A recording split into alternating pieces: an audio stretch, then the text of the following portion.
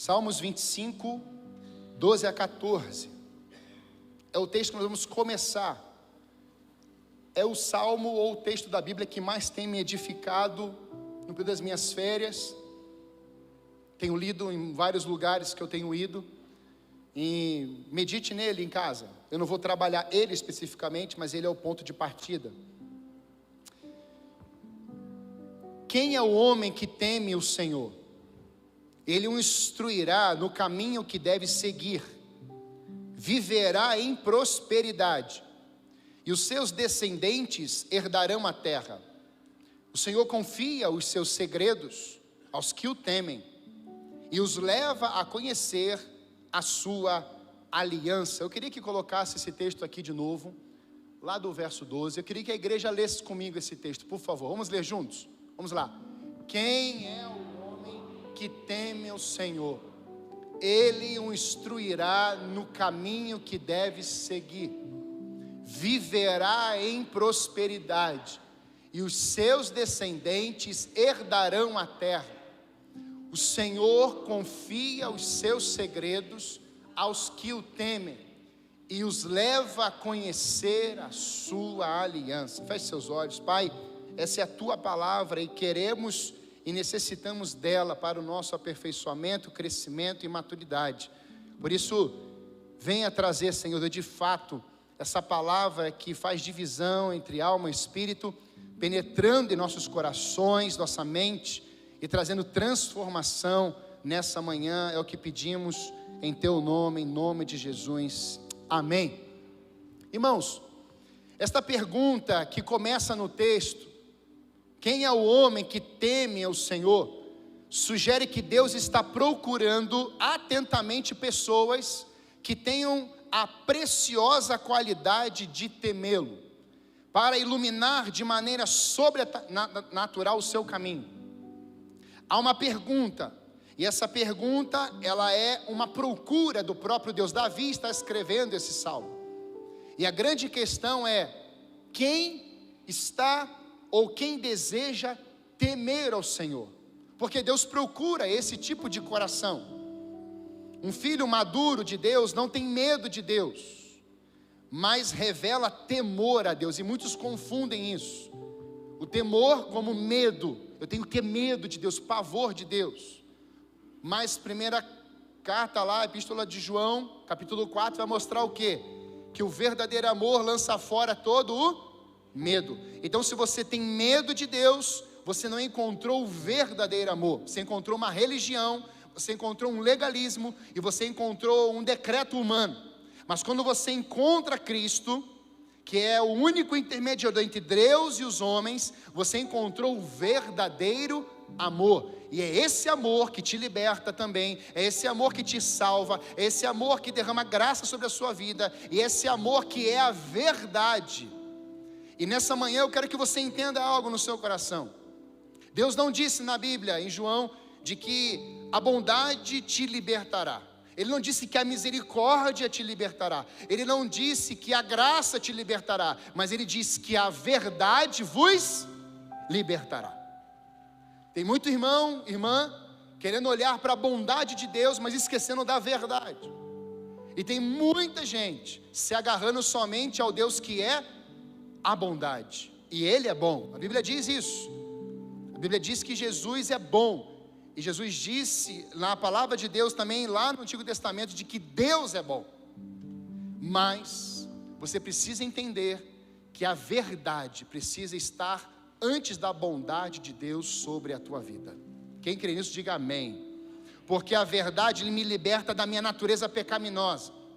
A verdade liberta o seu egoísmo. A verdade liberta você das maldades. A verdade liberta você das maquinações. A verdade liberta você das transgressões. Quem está comigo aqui? A verdade liberta você da corrupção, do desvio, do pecado. A verdade te liberta. E quando você está em Cristo, dominado pelo Espírito, aí há liberdade. Aleluia!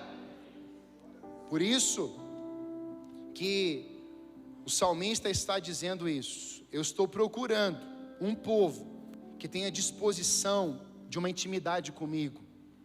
buscando o seu senhorio, a sua sabedoria, o seu entendimento, o crescimento, amando o que Deus ama e aborrecendo o que Ele aborrece. Qual o nome disso? Temer a Deus. O que eu amo é porque Deus ama, mas aquilo que Deus não tem contato, aquilo que Deus não aprova, aquilo que Deus não se envolve, eu também quero aborrecer isso aí. Qual o nome disso? Pecado. Maldade. Então, temor a Deus, ou temer a Deus, tem a ver com algo ou alguém que Ele procura. E quando eu me envolvo com essa procura de Deus, eu estou honrando a sua majestade, a sua soberania, o seu senhorio. E aí, irmãos, o salmista, ele é riquíssimo, porque ele vai mostrar que ele o instruirá no caminho que deve seguir, viverá em... Onde é que as pessoas dizem que prosperidade não está na Bíblia, irmãos? Está aqui. Prosperidade não é ter dinheiro, prosperidade é você compreender que nada te falta em Cristo. Diga glória a Deus. Porque a Bíblia vai dizer isso no Salmo 23, porque o Senhor é meu pastor. João fala aqui, quem é o teu bom pastor? Jesus. Então, se você está em Cristo, você tem que ter a mentalidade de que nada te falta, porque Ele é tudo em todos, Ele é Senhor de todos, Ele é o governador de todos, Ele é o Senhor, Ele é o grande eu sou. Por isso, prosperidade vem naquele que teme. Os descendentes herdarão a terra. O Senhor confia os seus segredos a quem os temem. Então, quem teme ao Senhor tem segredos do Senhor. Olha que lindo, irmãos. Por quê? Porque o temor ao Senhor envolve uma aliança com Deus, que não pode ser quebrada.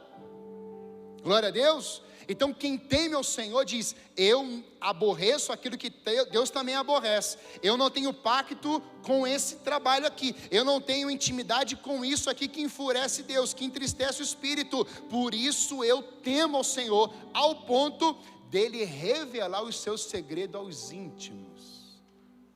Irmão, só quem pisou no Monte da Transfiguração foi Cristo, Moisés, Elias e os discípulos, os três.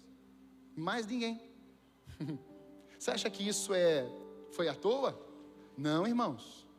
Porque no Monte da Transfiguração, os três discípulos, Pedro, Tiago e João, ouviram da boca de Deus: esse é o meu filho amado e nele tenho prazer. Não é a geração de Moisés e nem a geração de Elias, porque essas duas gerações experimentaram um volume, aliás, o maior volume de milagres na história da Bíblia. Mas todas essas gerações se perderam. Então eu posso entender que fazer milagres, operar milagres, realizar obras, Deus pode estar nem aí para isso, porque muitos dirão nos últimos dias: o que? Em teu nome expulsamos demônio, em teu nome fizemos maravilhas, em teu nome fizemos assim, nunca vos conheci. Por que Jesus disse isso? Porque tinha o fazer, mas não tinha temor. Os fariseus estão lá, mas Senhor, faz isso. Senhor, estamos aqui ofertando as melhores ofertas, estamos orando como ninguém, mas está o publicano do outro lado da oração dizendo: Senhor, eu sou pecador, eu sou miserável. E aí o texto vai dizer que Deus não está nem aí para as palavras belas, porque vocês me louvam, vocês cantam, vocês falam, mas isso tudo aí é blá, blá, blá, blá. Eu estou olhando o coração, e o coração da viúva tinha temor, o coração de Zaqueu, depois que Jesus sai daquela casa, revelou temor, o coração daquele cego de nascença revelou temor, o coração dos discípulos revelaram temor, depois que Jesus transformou o quê? Os seus corações, trazendo sobre eles o quê? Uma consolidação de fé. Nessa manhã, irmãos, nós não podemos abandonar os barquinhos, não podemos abandonar as redes, não podemos abandonar as coisas, simplesmente porque estamos indo atrás de uma ideia, de uma filosofia. Não, nós temos que abandonar a rede, temos que abandonar o barquinho, temos que abandonar tudo isso e seguirmos a verdade, e o nome dele é Jesus Cristo de Nazaré, aleluia. Tem muita gente largando tudo e seguindo uma filosofia, se frustra, se arrebenta. Mas Jesus disse: vinde a mim todos. Isaías 11:2 vai dizer exatamente isso: o Espírito do Senhor repousará sobre ele, o Espírito que dá sabedoria e entendimento, o Espírito que traz conselho e poder, o Espírito que dá conhecimento e temor do Senhor. Quem é que vai te dar temor do Senhor? Diga: Espírito Santo. Então o que diz a Bíblia? Nós precisamos nos encher do... Viu como é que é fácil? Você quer ter mais temor a Deus, ou temor do Senhor? Busca o Espírito de Deus, fale mais com Ele, diminui suas redes, diminui os contatos humanos, diminui e acrescente a fé, a virtude, o amor, a graça, a intimidade com esse Deus glorioso. Por isso, irmãos, a palavra temor no hebraico significa temor reverencial que o homem deveria sentir pela presença, poder e posição exaltada do seu Criador. Temor ao Senhor é reconhecer o quê? Sua grandeza, sua majestade, é dar o devido respeito e honra ao seu nome e à sua presença. Temer a Deus, irmãos, é você entender que nenhum político, nenhum ser humano, nenhum economista, nenhuma pessoa famosa, um jogador de futebol, de basquete, seja lá quem for, pode estar no lugar dele, no seu coração. É você entender que no céu tem 2 tronos, é Deus e o Filho assentado intercedendo por nós. Por isso que a eternidade Deus colocou dentro de você, para que a tua mentalidade não seja mais de escassez do que vive momentaneamente o homem, mas a tua mentalidade seja a mentalidade do céu, da eternidade, da celestial, da terra maravilhosa que o Senhor preparou para nós, das ruas de ouro. Sim, lá em cima você vai andar em ruas de ouro, lá os cristais, lá a beleza, a majestade de Deus, a coisa linda e maravilhosa, tudo perfeito e bom, como eu disse aqui de Agostinho. Porém, nós como filhos de Deus, carregamos essa eternidade aqui dentro de nós. Crentes, filhos maduros, não andam por necessidades humanas, irmãos, por causa dos ventos. E é por isso que alguns textos me impressionam quando falamos de temor. Salmo 89, 6 a 7. Pois quem no céu poderá comparar-se ao Senhor? Quem entre os seres celestiais assemelha ao Senhor? Na Assembleia dos Santos. Olha isso aqui, irmãos. Nós estamos numa Assembleia dos... Diga assim: eu estou, ou melhor, nós estamos na Assembleia dos Santos. Houve uma convocação, culto domingo de manhã às 10 horas. Como é que você veio para esse culto? Oh meu Deus, mais um culto, que coisa, gasolina está cara, eu vou ter que entregar uma cesta, eu vou ter que tocar, eu vou ter que... Não. Você esqueceu que é temor a Deus. Mas o filho maduro, amém? Igreja madura está aí, amém? O filho maduro, quando acorda cedo, prepara um café. O filho maduro já coloca uma música na televisão. O filho maduro já está dizendo assim: Senhor, é hoje que eu vou te adorar com a minha família espiritual, é hoje que eu vou experimentar o sobrenatural, é hoje que nós vamos vivenciar algo tremendo da tua parte, é hoje, Senhor, eu quero a porção para hoje, é contigo hoje, com a minha família, é com o Senhor hoje. E aí você chega aqui dentro e você já está procurando alguém para abençoar. Você já chega aqui dentro e você quer dar um abraço, né, vó? Vai ver que alguém aqui dentro já está com uma bengala ali, está com dor, vamos orar, vamos declarar, a senhora vai sair daqui pulando hoje. Você está entendendo isso por quê? Porque você tem temor ao Senhor, é a presença, não são as circunstâncias. É a Assembleia dos Santos. Deus é temível, aleluia, mais do que todos os que o rodeiam. E aí você vê em Hebreus 1 a 3, há muito tempo, Deus falou muitas vezes de várias maneiras aos nossos antepassados por meio dos profetas, mas nesses últimos dias falou-nos por meio do Filho. Quem é o Filho de Deus? Jesus Cristo, a quem constituiu herdeiro de todas as coisas e por meio de quem fez o universo. Quando alguém falar assim para você, quem criou foi o Deus, Jesus não estava lá, leia esse texto para ele, está aqui a prova, que por meio do Filho, do Pai, do Espírito Santo, criaram todas as coisas. O Filho é o Rei esplendor da glória de Deus. E a expressão exata, irmãos, não tem 99%, a expressão exata de Deus veio no Filho, aleluia, quem está aqui? Então, quanto mais você querer ver Deus, você tem que ver Jesus. Quanto mais você vê Jesus, você vai ver Deus, sustentando todas as coisas por sua palavra poderosa. Depois de ter realizado a purificação dos pecados, ele se assentou à direita da majestade das alturas. Temor. Por que eu estou te falando tudo isso? Porque duas perguntas eu me fiz essa semana. Por que muitos filhos substituem o que é eterno por algo temporário ou efêmero, passageiro, que morre, que acaba? Por que a irreverência domina corações na presença de Deus, ao invés do santo temor do Senhor? Porque o temor de Deus, irmãos, é moldado pela imagem errada que os filhos imaturos têm da sua glória. Essa é a resposta que Deus me deu. Sabe qual é a resposta que Deus falou no meu coração? Diante dessas duas perguntas, o que é passageiro é prioridade. Por quê? A irreverência domina. Por quê? É porque os filhos imaturos, não têm temor, moldaram uma imagem errada de Deus e da sua glória.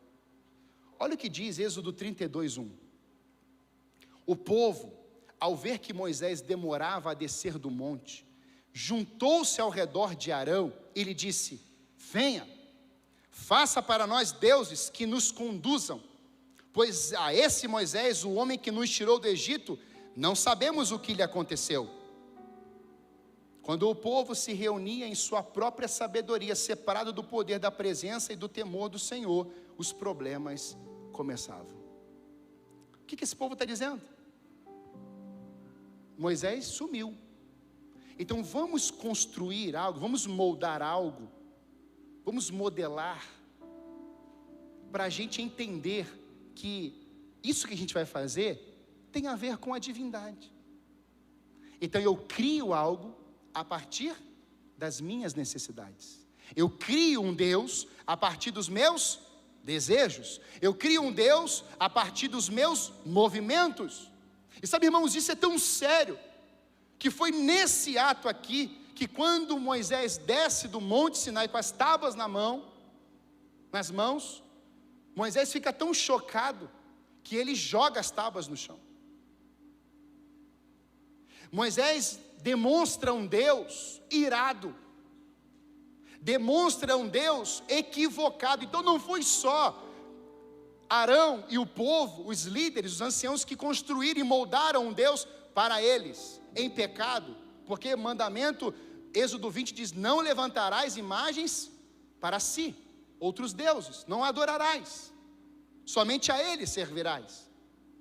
Então agora nós temos Arão e esse povo construindo um bezerro de ouro, o sacerdote de Deus, o representante de Deus. Agora na função de Moisés era Arão, ele era o representante, o responsável, mas faz ali, vão modelar algo. No entanto, irmãos, quando Moisés desce do Sinai, ele joga as tábuas, ele representou Deus equivocadamente, ou seja, não tem tamanho de erro, houve erro, e Deus corrige Moisés: agora você vai subir de novo, mais 40 dias na água, ou a água da chuva, em jejum, ou seja, ele ficou 80 dias, e agora Moisés, você vai ficar aqui de novo comigo. Retrabalho. Grave isso no seu coração.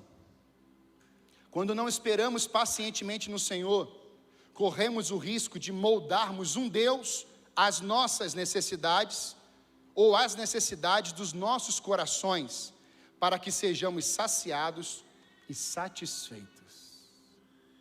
Tem muita gente levantando deuses, monumentos, para satisfazer seus desejos. O camarada divorcia 5 vezes, ele fere a mulher as 5 vezes, ou o contrário. Ele chega num lugar que o pastor da igreja já passou por 4, 5, 6 divórcios. Ele diz: essa casa aqui vai me aceitar. Claro, está procurando um Deus para os seus caprichos pessoais.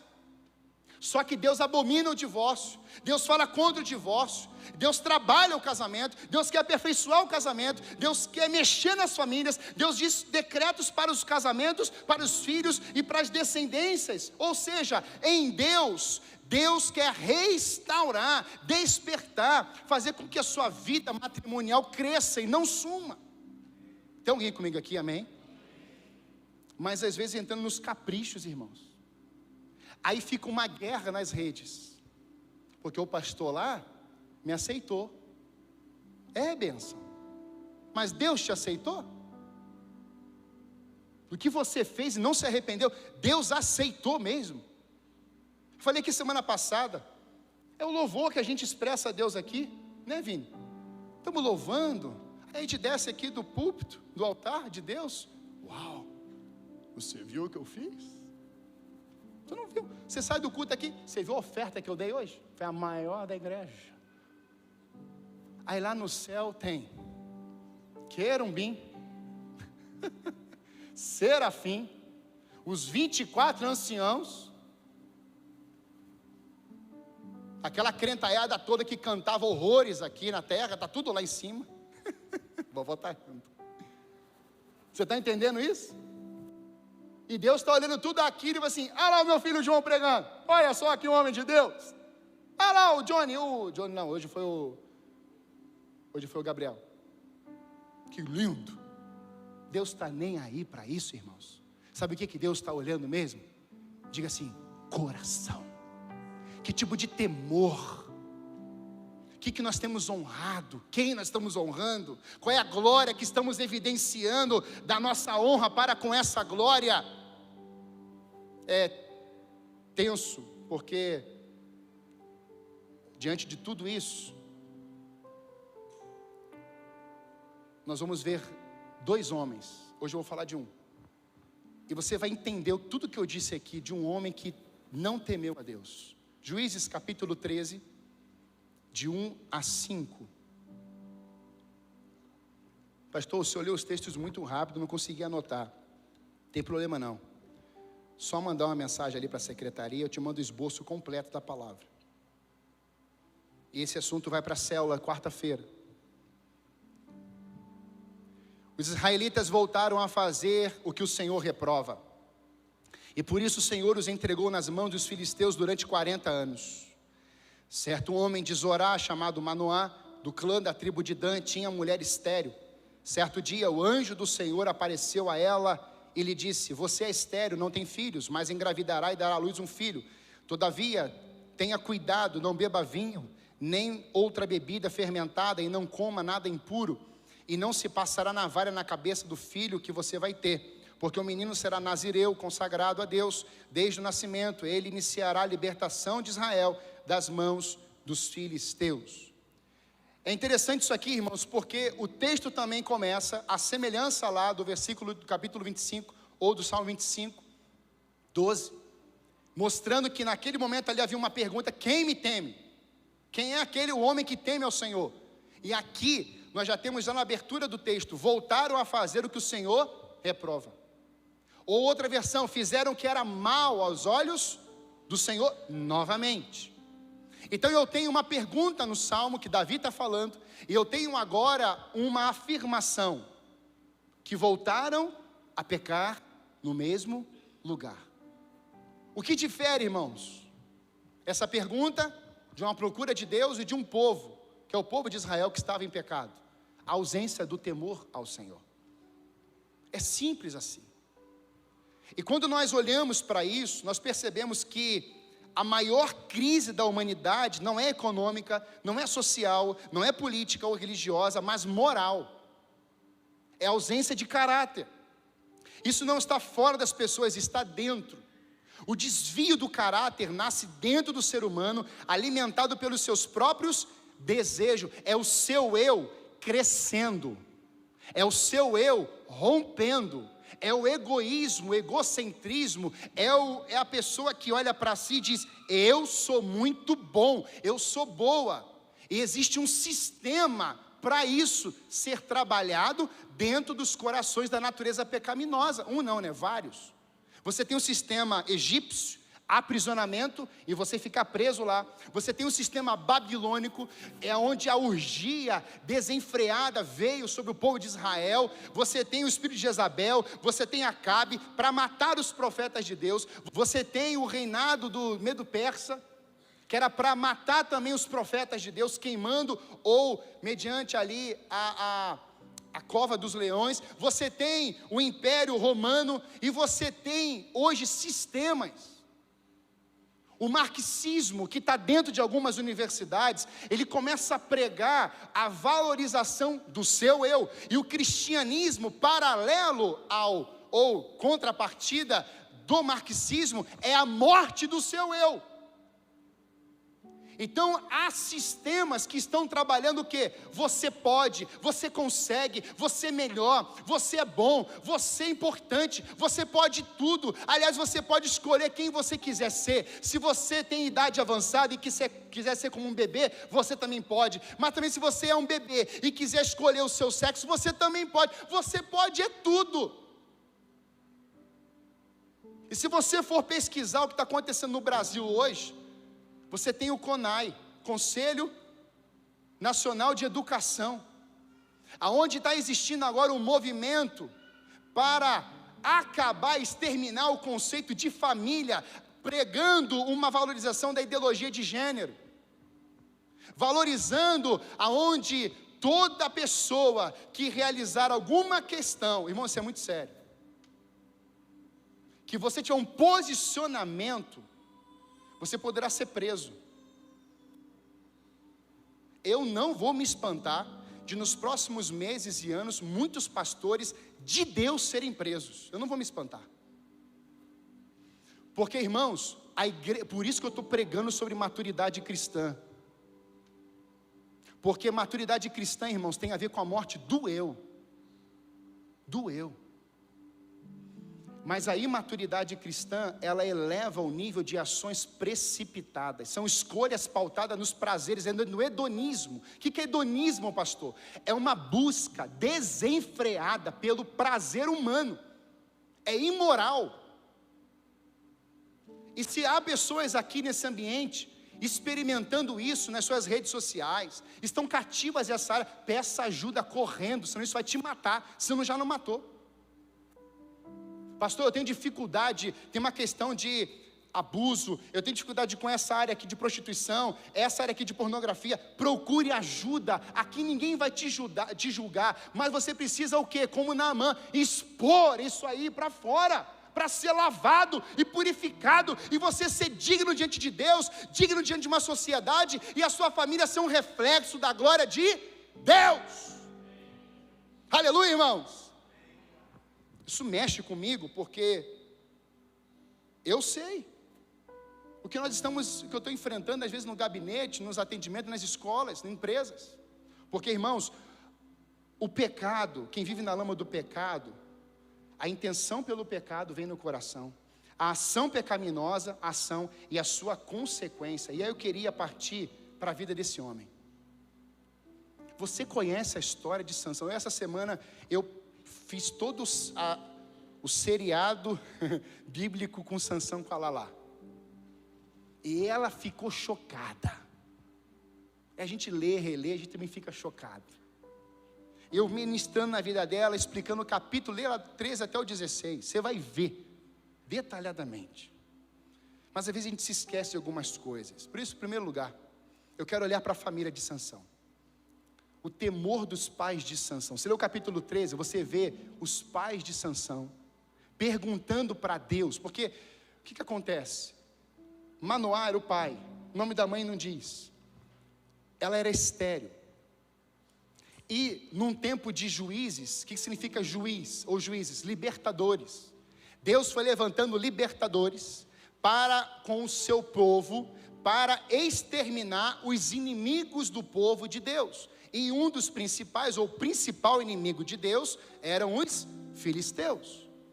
Então agora nós temos que Deus precisa procurar alguém que teme, para ele revelar segredos, amém, irmãos? Sonhos, e isso se transformar numa pessoa ou pessoas que iriam fazer o quê? Combater contra os inimigos e proteger o povo de Deus. Essa era a função clara para aqueles que Deus levantava.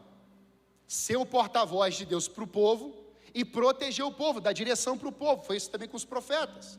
Só que no meio de tudo isso, os pais de Sansão, eles vão revelar esse temor. Eles tinham um comprometimento com Deus. Os pais de Sansão, Manoá e sua esposa, eles tinham prazer em Deus. Manoá foi um pai que buscou orientação de Deus para criar e desenvolver o seu filho. Como que eu faço, Senhor, para cuidar desse menino, desse filho que o Senhor vai nos dar?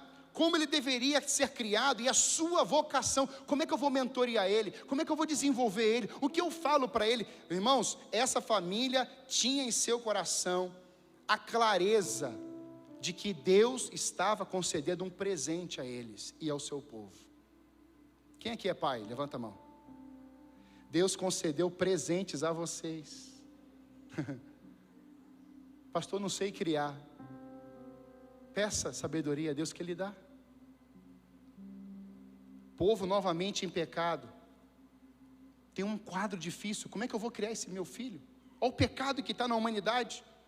E nós aprendemos que nem sempre, irmãos, isso não é para te confortar, mas é para causar de fato um inconformismo no seu coração.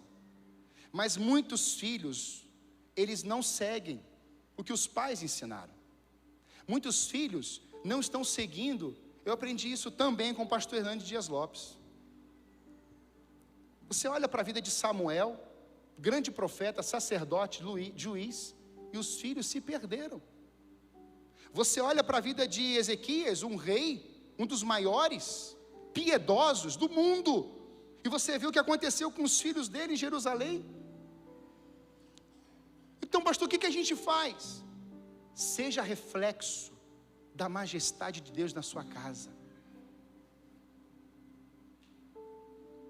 Pastor, eu tenho um problema eu sou grosso. Coloca a água aí da vida nesse sangue aí, vai ficar menos grosso, ou vai sumir toda essa grossura aí. Não é assim? Quem já teve problema, né? Ah, teu sangue está muito grosso, você tem que beber muita água. Irmão, pega o galão e vai andando com o galão debaixo do braço, vai embora. O que é isso aí? Galão d'água. Para quê? Para o meu sangue não ficar grosso. Quem está entendendo? Só que a Bíblia diz que o Espírito de Deus colocou uma fonte dentro de você. Então, se você é grosso, com o Espírito dentro de você, tem alguma coisa errada aí. Se você realiza obras equivocadas, tristes para a sua família, você tem que perguntar no espelho: quem é que está governando você, cara? Amém, homens? Amém. Nessa hora ninguém dá amém. Mas diante de um quadro de esterilidade, o temor continua.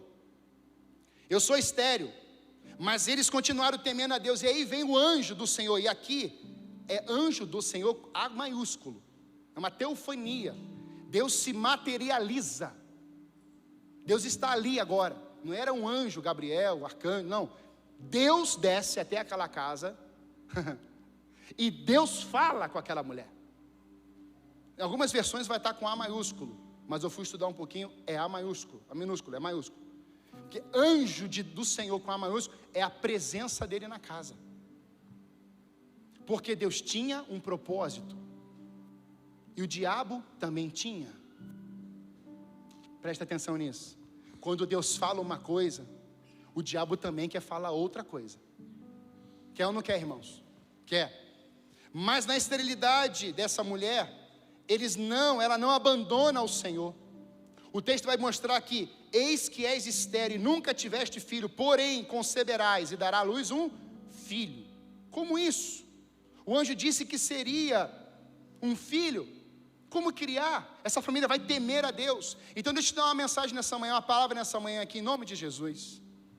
Não importa se você é estéril, ou não importa os problemas que você está passando, com ou sem filho, com braço ou sem braço, com a visão ou sem visão, com perna ou sem perna, com coração já quase parando ou bombando aí demais, com cabelo ou sem cabelo, correndo ou andando, com muleta ou na cadeira de roda, ou andando ou voando, não importa, continue temendo o seu Deus. aqueles que esperam no Senhor, Ele vai renovar as suas forças, e você vai subir como águia. Por isso, esperei pacientemente no Senhor, e Ele se inclinou para mim. Tem gente que aqui precisa ouvir isso que eu vou dizer agora. Pastor, minha vida está difícil, eu não ando direito, eu tenho problema físico, eu tenho problema emocional, eu não enxergo de um olho. Aliás, tem gente que veio aqui no culto que não tem mais a visão, ficou cego. Eu estava num culto com a pastora Débora, e o pastor pregando e falando sobre a eternidade, e ele vai dizer exatamente isso. E as 3 pessoas estavam presencialmente no culto. Um não tinha o braço direito, o outro era cego, e o outro era paralítico. Ele dizia: talvez na terra um olho teu não volte, talvez na terra um braço teu não apareça, talvez na terra você não sabe o que é andar. Mas ele tinha um amigo que era cego. Ele dizia assim: Luiz Hermínio, pastor Luiz Hermínio, eu sou pastor, eu ando com Deus, eu às vezes até falo com Deus como Abacuque: Senhor, por que o Senhor deixa isso comigo? Eu sou homem fiel a Ti. E outros que não são, eles enxergam. Mas Hermínio, eu tive uma direção de Deus nesses dias, que é: Senhor, por mais que eu não enxergue aqui na terra, eu sei que haverá um dia, aleluia, em que eu vou poder ver o sol da justiça raiando e brilhando, e o Senhor não vai tirar isso de mim, aleluia. Então na terra você pode chorar, na terra as dores podem estar acontecendo, mas entenda que haverá um dia que Ele vai enxugar dos teus olhos toda a lágrima. Ele vai te carregar no colo, Ele vai dizer: filho bendito, entre no aposento do teu Pai, aleluia. Carrega a eternidade e honra essa eternidade. E nascimento de Sansão acontece, e o propósito de Deus vem nele. Ele seria nazireu. O que é nazireu, pastor? Separado. E os votos foram reais. Quais são os votos? O nazireu, ele precisaria ouvir de Deus direcionamentos e seguir, porque era separado. Cortar o cabelo, proibido. Tocar em cadáver, proibido. E beber bebida forte ou fermentada, proibido. Então Deus coloca um homem para proteger o povo, para lutar contra os inimigos, e esse homem carregava um propósito. Ele coloca esse homem dentro de uma casa que temia a Deus. Mas eu posso afirmar que esse anjo não errou? Eu posso afirmar que os pais de Sansão fizeram tudo o que podiam fazer? Mas o coração de Sansão era um coração estranho. Por isso, segundo, a rota da decadência de Sansão. Você tem um homem que se deu aos prazeres carnais, imorais. Ele vai se casar com uma mulher, lá no capítulo 14, de 3 a 7, com uma cidade chamada Tímina. Ele casa ali com uma mulher, e a coisa é tão assim descabível, de que ele se envolvendo com essa mulher. O casamento em Israel durava 7 dias. E durante 7 dias, olha o que aconteceu com alguém que decide ir na contramão dos decretos de Deus. Isso também se chama jugo desigual. Olha o que Sansão vai fazer. Sansão se envolve com uma mulher que era da tribo ou do povo dos filisteus, uma filisteia. E os seus pais vão dizer: não faça isso, filho. Filhos que estão aqui hoje, por favor, ouçam os conselhos do seu pai. Ouçam. Ah, Deus não sabe nada. Pois é, você sabe tudo. Meu pai sempre dizia: pois é, você sabe tudo. Não, preste atenção nos conselhos dos seus pais. Conselhos, não aqueles que causam ira, mas preste atenção nos conselhos. Esse homem simplesmente se envolve com essa mulher. Em menos de 7 dias, no dia do casamento, esses homens que são ali dos filisteus chegam até ele e falam assim: olha, você vai ter que fazer alguma coisa para trazer a nós o resultado desse enigma, porque Sansão fez um enigma para esse povo. Olha, vocês vão ter que saber o meu enigma. Qual era o enigma que Sansão apresenta? O que é, né? Fez palavra. O que é? É doce, tem doçura. E qual é a outra? Esqueci agora. Era doçura, E mais alguma outra questão? Me fugiu agora da cabeça aqui. Isso. Tem doçura e é forte. Tem força. Eles não sabiam o que era. Então o que eles vão fazer? Vão lá naquela mulher de Sansão e dizem assim: olha, você tem que buscar isso aí. Se você não fizer isso, nós vamos matar você, tua família e todo mundo. O que ela faz? Ó, você tem que me falar o que é. Tem que me falar o que é. Tem que me falar o que é. Tem que me falar o que é. Fala. E Sansão fez: meu Deus, no dia do casamento, tem mais 6 dias ainda. Você está me perturbando sobre esse negócio. Aí o que Sansão faz? Fala. Descreve o enigma. Aí esses homens chegam e falam o enigma, e Sansão vai dizer: olha, vocês me traíram, mas tudo bem, o que eu falei eu vou fazer. Ele tinha prometido 30 roupas e 30 vestes, assim, bem chiques. Então ele vai lá e mata um monte de filisteu, pega essas roupas e leva até esses. Você acha que para por aí? Para não, irmãos. Ele vai embora. E quando ele decide retornar, ele fala assim: eu tenho saudade dela. Ele vai embora em menos de 7 dias, abandona a mulher. Quando ele volta, irmãos, ele está lá agora, dizendo assim: eu estou com saudade dela, vou voltar para ela. Quando ele chega na casa dela, o sogro dele, ou ex-sogro, já tinha dado ela para um outro homem. Sansão fica tão irado, que ele taca fogo, ele junta 300 raposas, gruda essas raposas ali pelo rabo e mata, incendeia tudo, plantação e tudo deles, e vai embora para Gaza. Ele chega em Gaza, e na porta de Gaza tem uma prostituta, ele se envolve com a prostituta. Uma decadência moral na vida de Sansão. Sansão, ele vai optar por essa disfunção, por esse prazer momentâneo, e Sansão acaba exatamente se apaixonando agora por uma outra mulher, que é Dalila, e você conhece o que acontece. Sansão, ele se envolve com Dalila, e ali ele deita sua cabeça nas suas pernas, nos seus joelhos, e depois de tanto insistir, Dalila também recebendo uma proposta dos filisteus, ela fica algum tempo, 4 vezes, perturbando Sansão, para revelar o segredo, e Sansão revela o segredo, e quando Sansão está dormindo, seus cabelos são cortados, sua força se foi, e o espírito já tinha saído quando ele estava dormindo. Tem muito crente dormindo, o espírito nem está mais aí, e você está achando que está. Quando Sansão acorda, com um grito de Dalila, os filisteus vieram. Sansão se levanta sem força. A primeira coisa que fizeram com Sansão foi furar os olhos dele. Imaturidade cristã, meus amados e queridos irmãos, gera cegueira. Busca pelos prazeres gera cegueira, ou alimenta a cegueira. Sansão, ele tem essa busca e ele fica cego. Ele vai agora ser colocado no moinho, andando em círculos, cego, acorrentado. Filhos imaturos ficam cegos, são acorrentados e andam em círculos. Irmãos, por favor, grave bem isso. Não é fácil pregar isso não.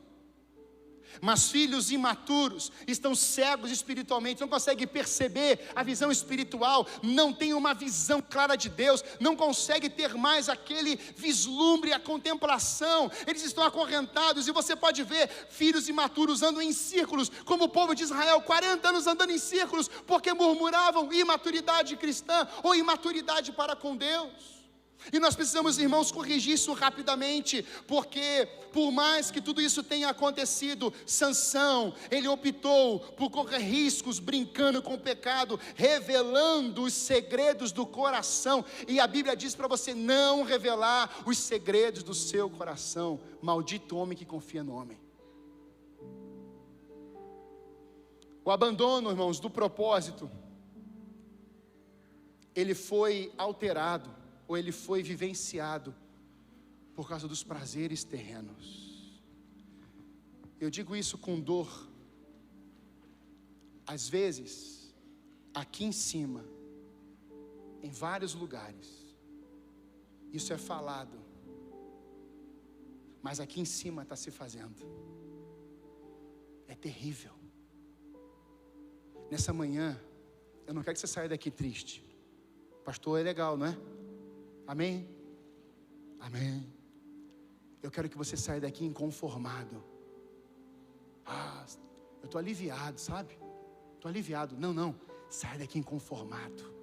Porque talvez você esteja nesse quadro, ou talvez você esteja em outros quadros semelhantes, mas o mesmo Deus que chama, o mesmo Deus que coloca um ventre frutífero e faz ele ser frutífero, o mesmo Deus que vocaciona, o mesmo Deus não muda, Ele é imutável, Ele é presente, Ele é real e Ele opera maravilhas. Esse Deus também restaura o caído. O texto vai dizer que dentro daquele ambiente, chamam Sansão para aquele lugar, onde estavam agora todos os filisteus ali, numa grande festa, e zombam da fé dele, zombam dele, e Sansão tem um grito.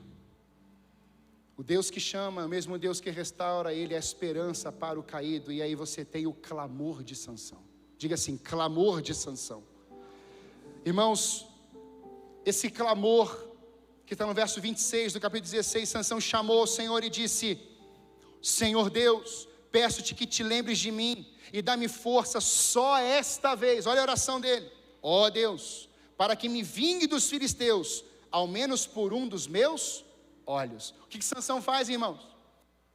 Sansão, ele tem algo chamado, que nós vamos orar pelo final aqui. Sansão é gerado dentro dele o que? Arrependimento.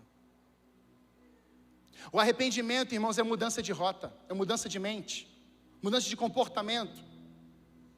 Só que Sansão não está preocupado agora para o futuro. Sansão está preocupado agora em resolver no presente.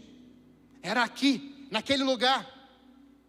E você sabe que a maior concentração de filisteus na história foi agora ali, aonde Sansão estava rodando, sendo caluniado, sendo ofendido, zombado. O maior número de filisteus, mais de 3.000 filisteus, estão agora concentrados naquele lugar. E Sansão faz uma oração, um clamor a Deus. Eu quero dizer nessa manhã que o estado que você estiver hoje aqui, o teu clamor faz diferença quando chega no céu. Jeremias 29, então vocês clamarão a mim, virão orar a mim, eu os ouvirei. Deus vai nos ouvir nessa manhã aqui. Vocês procurarão e me acharão, quando me procurarem de todo o vosso coração. Aleluia! Por isso, coloca para mim na tela, por favor, Hebreus, é o último texto, Hebreus 11. Pastor, tudo isso é temor a Deus, irmãos. Sansão não temeu a Deus, ele se perdeu. Mas o cabelo começou a... Cortaram o cabelo, mas não tiraram a raiz. Quem está entendendo? Te afundaram aí, te arrebentaram, você se arrebentou, você decidiu: eu vou embora da casa do meu pai, eu vou aproveitar o dinheiro dele, porque agora eu sou herdeiro dele, eu tenho dinheiro. Agora você foi embora, abandonou, mas lá no charco de lama, de lodo, comida dos porcos, você caiu em si, você voltou para a casa do pai. Essa manhã, a raiz está lá, o pouquinho do azeite está lá, a verdade está lá, o que transforma também está lá. Então o que acontece? O cabelo cresce. Só que o cabelo era só o símbolo do Espírito de Deus. Não basta só o estereótipo, irmãos, ou não basta o estereótipo. Pode crescer cabelo, pode crescer barba, pode fazer tudo, mas o que ele precisava fazer? Se arrepender. Pequei, pai, pequei contra ti, contra os céus, já não sou mais digno de ser chamado teu filho. Filho, entra no aposento, entra na casa. Arrependimento abre portas. E qual é a maior porta que se abre? É quando você se arrepende a Deus. A porta do céu, que é estreita, mas quando você tem esse acesso, ela fica enorme para você. Meu Deus, olha essa abertura, olha esse céu, olha essa glória, olha esses querubins, serafins, olha essa mesa, esse banquete da salvação para mim. Banda, por favor, venha. Essa presença, esse derramar de Deus.